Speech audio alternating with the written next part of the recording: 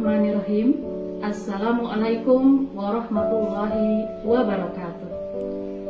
Yang kami hormati Bapak Kepala Sekolah SMP Negeri 2 Balaraja, yang kami hormati Bapak beserta Ibu Guru dan staf TU, yang Ibu cintai anak-anakku sekalian, kelas 7, siswa baru tahun angkatan 2021-2022.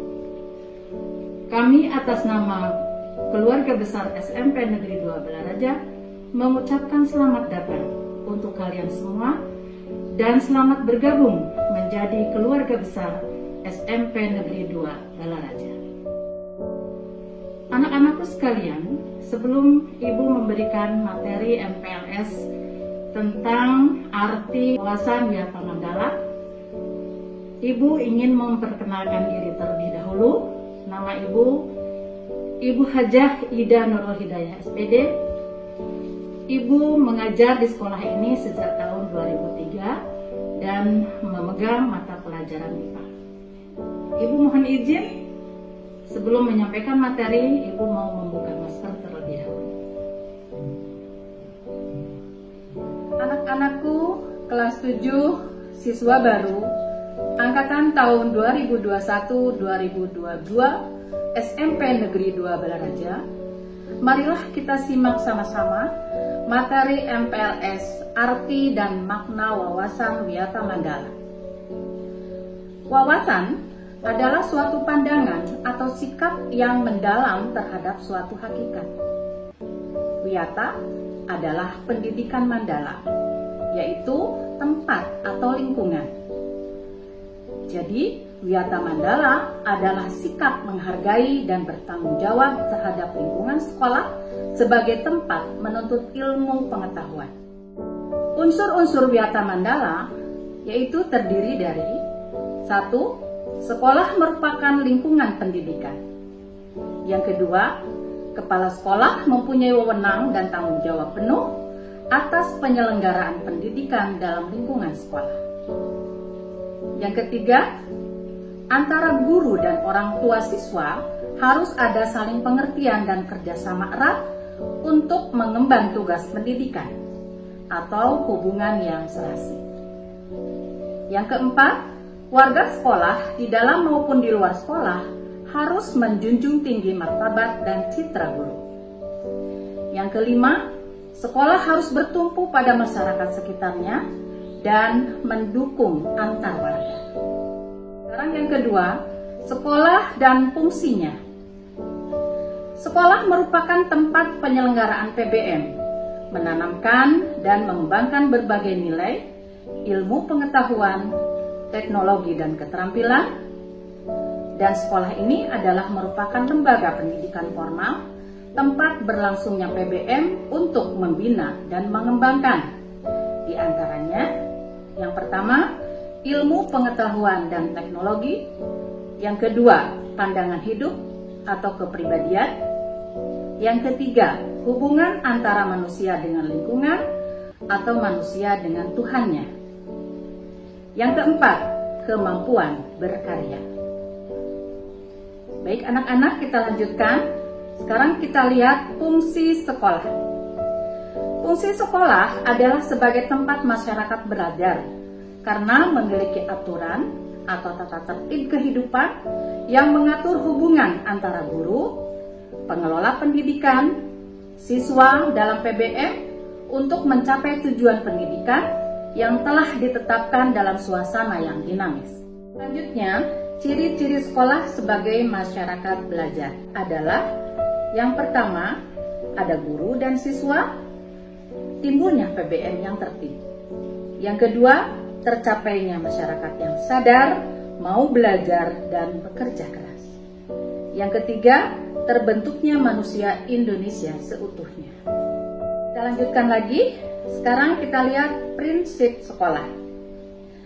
Sekolah sebagai Wiyata Mandala selain harus bertumpu pada masyarakat, perbedaan suku, agama, asal-usul keturunan, tingkat sosial ekonomi, serta perbedaan paham politik. Sekolah tidak boleh hidup menyendiri, melepaskan diri dari tantangan sosial budaya dalam masyarakat tempat sekolah itu berada.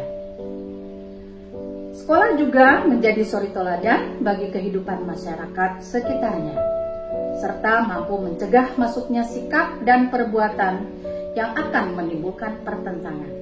Untuk itu, sekolah memiliki prinsip-prinsip sebagai berikut. 1. Sekolah sebagai wadah atau lembaga yang memberikan bekal hidup. Dalam hal ini, sekolah harusnya bukan hanya sekedar lembaga yang mencetak para intelektual muda, namun lebih dari itu, sekolah harus menjadi rumah kedua yang memberikan pelayanan dan pengalaman tentang hidup, mulai dari berorganisasi, bermasyarakat atau bersosialisasi, pendidikan lingkungan hidup atau PLH, atau bahkan pengalaman hidup yang sesungguhnya. 2. Sekolah sebagai institusi tempat peserta didik belajar di bawah bimbingan pendidik. Bimbingan lebih dari sekedar pengajaran. Dalam bimbingan, peran pendidik berubah dari seorang pendidik menjadi seorang orang tua, bahkan menjadi seorang kakak. Ketiga, sekolah sebagai lembaga dengan pelayanan yang adil dan merata bagi stakeholdernya. Hal tersebut bisa berupa pemerataan kesempatan mendapatkan transfer of knowledge maupun transfer of experience dengan tanpa membedakan baik dari segi kemampuan ekonomi, kemampuan tanpa membedakan inteligensia, dan juga kemampuan fisik atau gagasan sekolah inklusif. 4. Sekolah sebagai lembaga pengembangan bakat dan minat siswa. Prinsip ini sejalan dengan teori multiple intelligence dari Howard Gardner yang memandang bahwa kecerdasan intelektual bukanlah satu-satunya yang perlu diperhatikan oleh lembaga pendidikan, terutama sekolah. Kemampuan bersosialisasi, kemampuan kinestik, kemampuan seni, dan kemampuan-kemampuan lainnya juga perlu diperhatikan secara seimbang. 5. Sekolah sebagai lembaga pembinaan potensi di luar inteligensi. Peningkatan kemampuan intelektual, emosional, maupun kemampuan-kemampuan lainnya mendapat perhatian yang seimbang. Sekolah harus memberikan perhatian serius untuk mengembangkan kemampuan emosional dan sosial, kemampuan berkomunikasi dan berinteraksi, kemampuan bekerja sama dalam kelompok, dan lain-lain. 7. Sekolah sebagai wahana pengembangan sikap dan watak.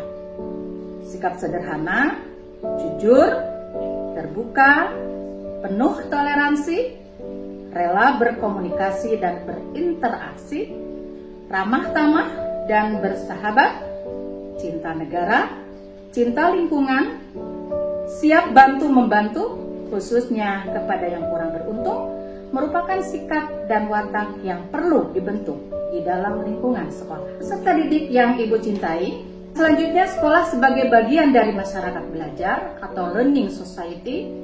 Sekolah bukan hanya sebagai tempat pembelajaran bagi peserta didik, namun juga seharusnya sekolah mampu menjadi pusat pembelajaran bagi masyarakat di lingkungan sekitar. Anak-anakku sekalian, kita lanjutkan penggunaan sekolah. Itu untuk apa? Sekolah sebagai suatu lembaga pendidikan yang diperuntukkan sebagai tempat proses kegiatan belajar mengajar. Tidak diperbolehkan dijadikan sebagai tempat yang pertama, ajang promosi atau penjualan produk-produk perniagaan yang tidak berhubungan dengan pendidikan. Yang kedua, sekolah merupakan lingkungan bebas rokok bagi semua pihak. Yang ketiga, penyebaran aliran sesat atau penyebar luasan aliran agama tertentu yang bertentangan dengan undang-undang. Yang keempat, propaganda politik atau kampanye. Yang kelima, Sekolah tidak boleh dijadikan syuting film dan atau sinetron tanpa seizin pemerintah daerah.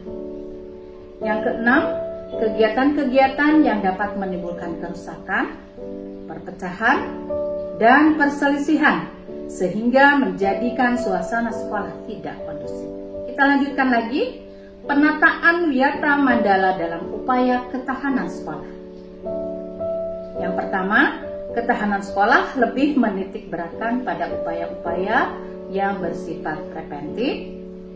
Kemudian yang kedua, untuk menjadikan sekolah sesuai dengan tujuan dan fungsinya, perlu dilakukan penataan Wiyata Mandala di sekolah melalui langkah-langkah: A. Meningkatkan koordinasi dan konsolidasi sesama warga sekolah untuk dapat mencegah sedini mungkin adanya kegiatan dan tindakan yang dapat mengganggu proses belajar mengajar. B. Melaksanakan tata tertib sekolah secara konsisten dan berkelanjutan. C. Melakukan koordinasi dengan komite sekolah dan pihak keamanan setempat untuk terselenggaranya ketahanan sekolah. D. Mengadakan penyuluhan bagi orang tua dan siswa yang bermasalah. E. Mengadakan penyuluhan dan pembinaan kesadaran hukum bagi siswa. F.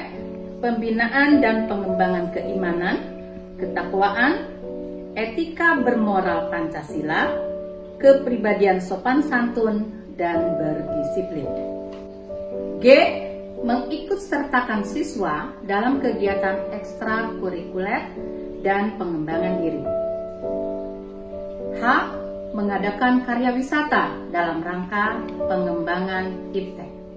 Tugas, wewenang, dan tanggung jawab kepala sekolah dalam hal pelaksanaan Wiyata Mandala.